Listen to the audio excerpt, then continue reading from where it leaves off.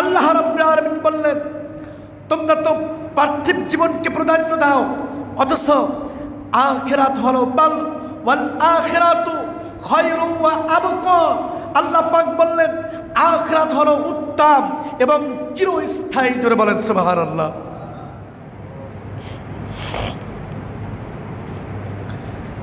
আখিরাত স্থায়ী, তার সংবাদ কেবলমাত্র পবিত্র কোরআনে নাই। আখিরাত যে স্থায়ী তার সংবাদ আল্লাহ সুবহানাহু ওয়া তাআলা বিভিন্ন সহিফা, বিভিন্ন ধর্মগ্রন্থের মধ্যে, পূর্বে যে ধর্মগ্রন্থ ছিল এই ধর্মগ্রন্থের মধ্যে আল্লাহ রাব্বুল আলামিন দিয়ে গিয়েছেন। বলেন সুবহানাল্লাহ।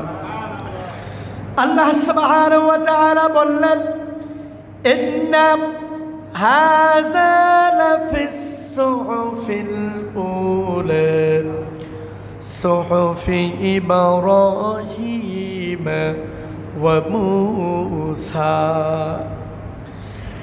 আখিরাত যে উত্তম এবং স্থায়ী, আখিরাত যে সুন্দর জায়গা, আখিরাত যে তোমার আমার সুন্দর একটি স্থায়ী জায়গা, যেই জায়গাটায় মানুষ, সমস্ত মানুষগুলো একাগ্রিত হয়ে যাবে, যেই জায়গায় মানুষগুলো স্থায়ী হয়ে যাবে, যেই জায়গায় গেলে আর মানুষ ফিরে আসবে না। এটা শুধু পবিত্র কোরআনের মধ্যে ঘোষণা করেন নাই।